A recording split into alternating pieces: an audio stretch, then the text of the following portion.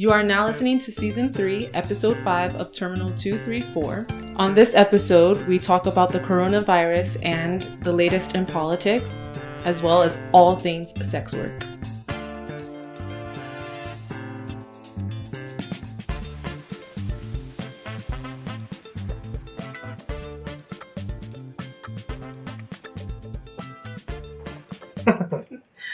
Welcome back to Terminal 234. It's Fey on the mic with... What's up? This is Dolapo.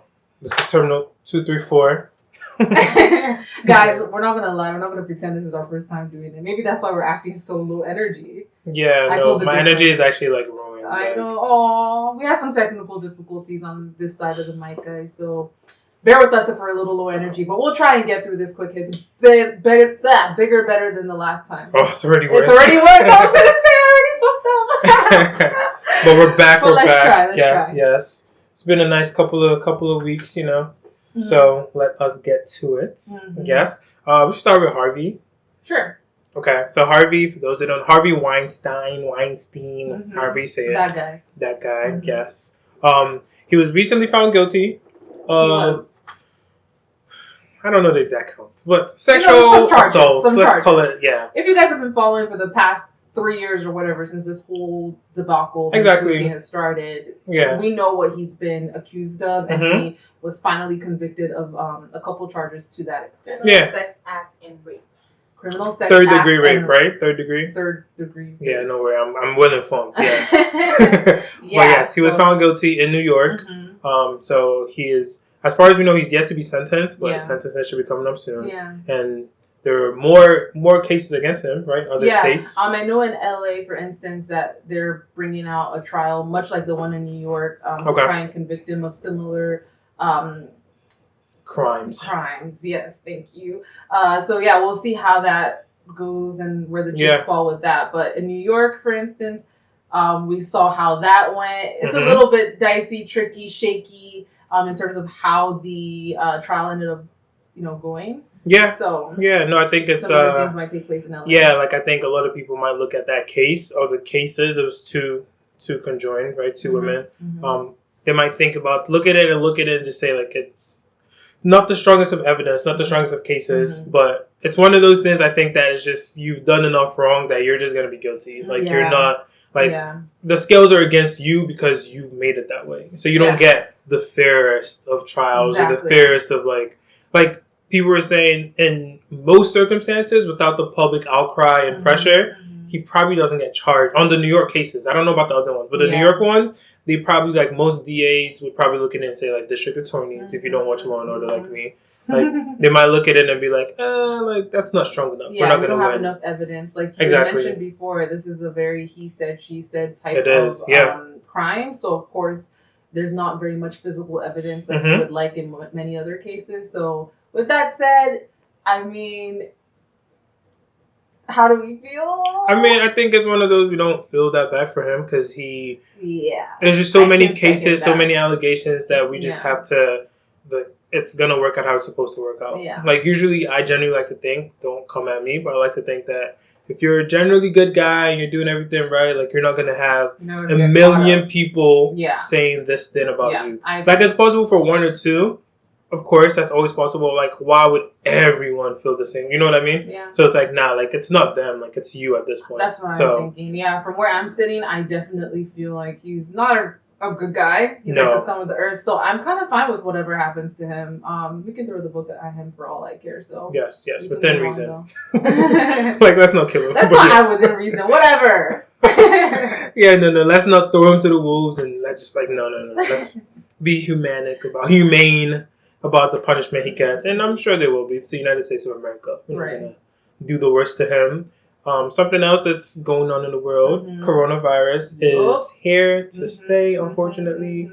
The leader of the CDC came out during this week and pretty much said it's not a matter of if, but when the virus will hit us. Right. And we'll have our own wave, much like other countries in the world. I think right now there's like 43 countries that have been affected by the coronavirus, and so I'm sure that's in counting. Yeah, definitely. The U.S. has not been able to escape that. Unfortunately, we had our first person just pass away from the virus earlier this week, and Again, we had our first person who contracted the virus, but not from somebody directly who had it, or somebody that was, or from traveling, to China herself. Right. So with that said, it's looking a little bit imminent, the kind of wave that we will be like facing ourselves, and we just kind of have to deal with it. Yeah, no, definitely. I think it's here. Obviously, it's something that everyone needs to be aware of, pay attention to, because it is coming to a neighborhood near you. Like it just, unfortunately, it is. So if you live in a state that it hasn't come to yet, that's good, but it's probably going to get there at some point. If it's already at your state, just again, beware, be careful, like follow all the things they tell you to do, right? Wash your hands, don't cough crazily, sneeze crazily. Like but generally it's passed like a cold, right? It's like a cold or a common flu. Like that's how it spreads. So you want to be careful with your contact with people. Generally speaking, that's kind of all you can do until we know more. So we'll see what happens with coronavirus. And Corona bears are not part of, right? We have to say that. Don't go out and boycott Corona beer. Apparently they're struggling right now because marketing is just not getting through this wave of Corona very easily. There's a lot of conflating the brand with the virus, so everybody can chill out. They're not connected whatsoever. I would say too that like you might not want to just rest on the government's laurels and just expect for them to have your back, if you will. There's a lot of talk out there about it not being handled in the best manner. It is a bureaucratic process, so for the most part, we should be able to get through it just like we would any other virus, like the Ebola virus of yesteryear. But the thing is, bureaucracy is only as good as whoever is leading it, and the administration has showed themselves to be pretty sloppy thus far with different things of the same sort. And when you have somebody like Mike Pence handling this, you might want to be a little bit wary, but that's not to say you guys need to like go out there and start being scared and cancel all your engagements and not go to work and not go to school and blah, blah, blah. No. Don't do that. The likelihood of you like contracting it is pretty low right now, and also from you even dying from it. Let's say you got it, there's a very low likelihood that you would die from it. Even in China, I think it was only like 2% or thereabout of people who contracted it that died. Oh, really? I didn't know that. Yeah, and a lot of the people who contracted, it's like 3,000 people. Yeah. And a lot of people who contracted it even were like men, white men, older men who were heavy smokers, because in China a lot of men do smoke. So things like that are contributing factors to why they might have passed away, which means you're most likely going to be fine, especially if you're not an older man who smokes. But honestly, everybody can chill for now. And we'll just kind of be vigilant and observant and make sure you're good. I think that's good advice and definitely what people should do. So be careful, guys. Be careful. Don't get coronavirus. Okay. So you kind of talk about the administration. So we talk about the potential people that are trying to set up new administrations, right? Yep. So this would be the good Democrats. Segue, I like that. Yeah, I'm working on it. So at least I'll just take it where you're going. I'll take it from you. But basically, we have some updates when it comes to politics and the landscape. Right now, where we stand, our 4 major primaries / caucuses leading up to the Super Tuesday primaries that are going to take place this coming Tuesday are over. So South Carolina ended those first 4 races. To give you a little bit more context as to what South Carolina means, that state, along with Nevada, are pretty diverse in terms of their coalitions and the people that are voting. So in comparison to like Iowa and New Hampshire, I say that wrong. Excuse me, New Hampshire. Oh my God! You wouldn't know that we just told her on our previous recording that we tried to save her. And she did it again. Oops. Anyway, Iowa and New Hampshire. Wow, okay. I had New Hampshire. Guys, I'm so in my head about it now that I'm never going to say it right. Whatever. New H. Those 2 states are very white in comparison to Nevada and South Carolina. So I think that these are, my personal opinion, better races to follow in terms of how the national map looks and, how other states will also vote, especially other diverse states in the country with like large Black coalitions and things of the sort. So with that said, with South Carolina ending it, Biden won that race, which is very different from his previous showings. Like he didn't do so hot in Iowa, in UH, and Nevada. So him doing really well in South Carolina means he might do well on the national landscape, and he might do well for Super Tuesday. Honestly, it's probable that he will do well because this was his make or break it moment. So for him to do well here, I think lights a fire under his campaign that he hasn't been able to have or cultivate thus far. Mm-hmm. He's going to be making some good money off of this win, so that should definitely help his campaign quite a bit. And the debate leading up to this primary was really good. We had some good showings. Especially again with Biden, he did well, performed well, unlike previous debate showing. So honestly, overall, I think Super Tuesday will narrow the field quite a bit. Okay. And someone like Biden, who had been trailing before, is going to shoot up. Someone like Buttigieg, who might have done well in Iowa, I think is going to start losing some air. Honestly, mainly because he doesn't have that black support, and it's necessary. Yeah, he's not winning. He's just taking up space. Yeah, for now. So we'll see how Tuesday goes, and I'm sure next week we can have another quick update. Yeah, a lot of politics, guys. Don't say we didn't keep you up to date and informed. Yeah. Yeah, we'll see. We'll see what happens. I think it's interesting.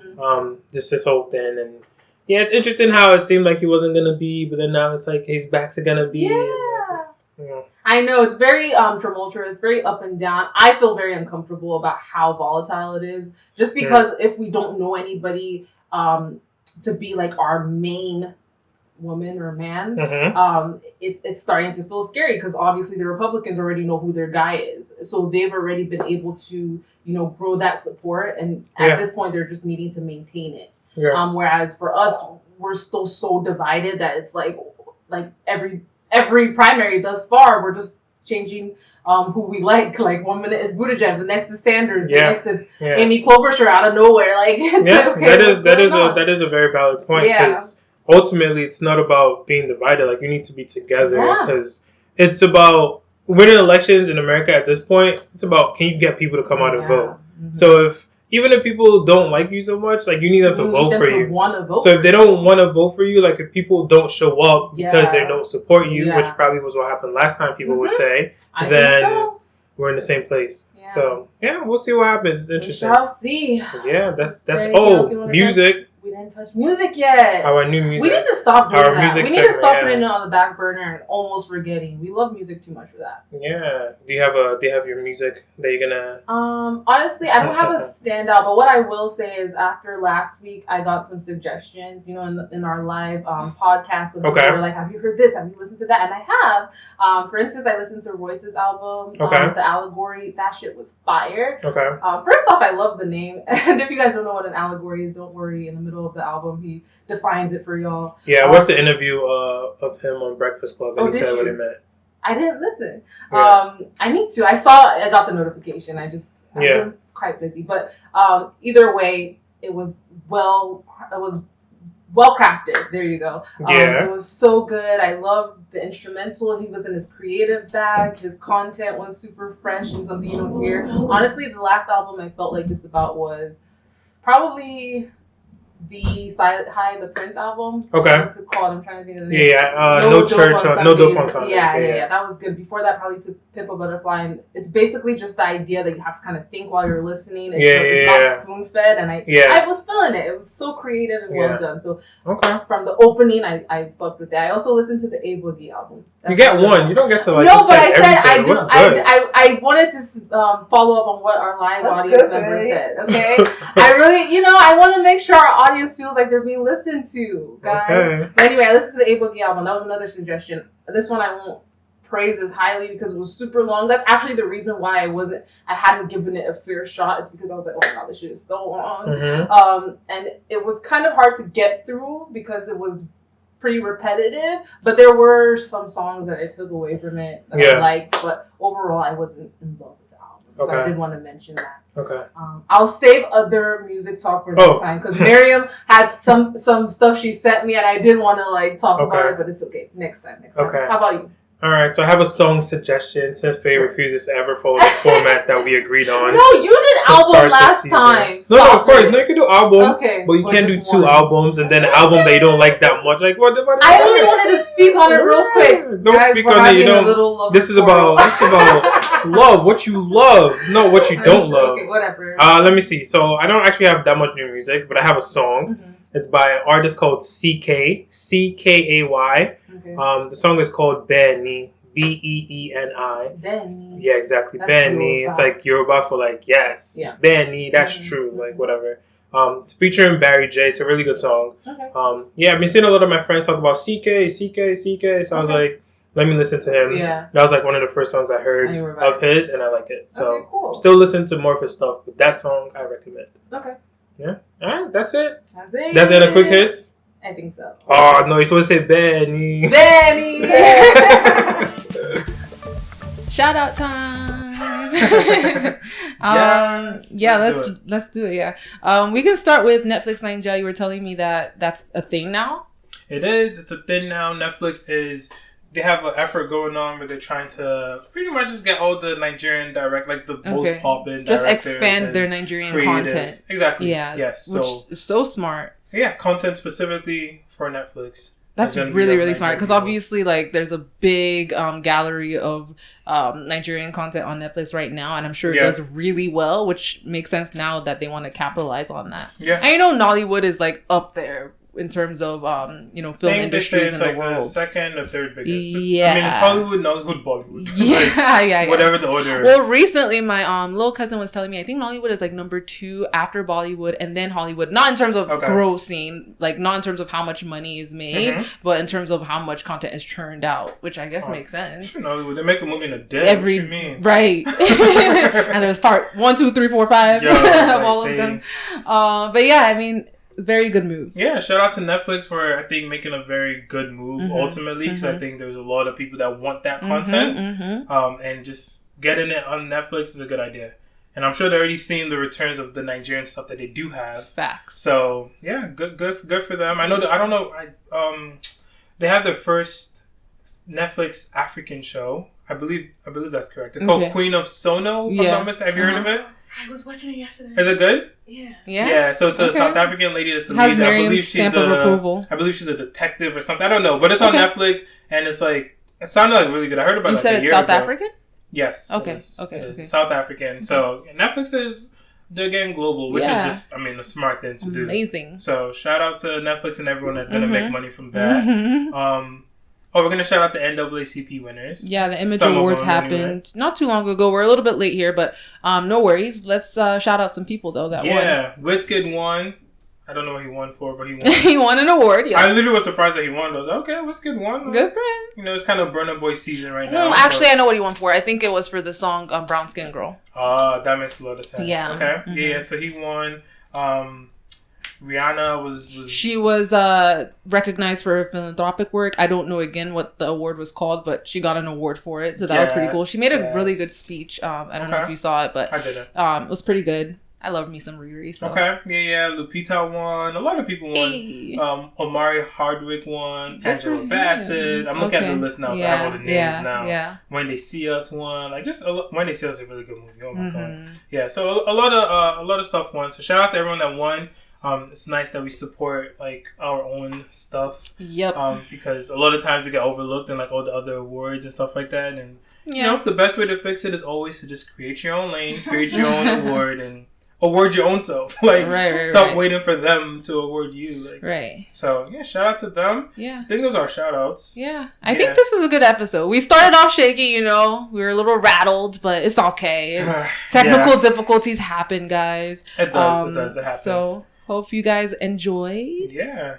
Hope you enjoyed the episode. Make sure you subscribe, like, follow, share. Do all of that, please. All that good stuff. Give us a rating. Number one thing, share it with a friend. Yeah, share it with a friend. A coworker. Definitely give us a rating. A parent. If you like it, give us a good rating. If you don't like it, give us a bad rating so we know. No, if you don't like it, give us a good rating anyway. But you can leave a comment that's bad, but give us a good rating anyway. All right. You're right. Just, Thanks, guys. Thanks for listening. Bye.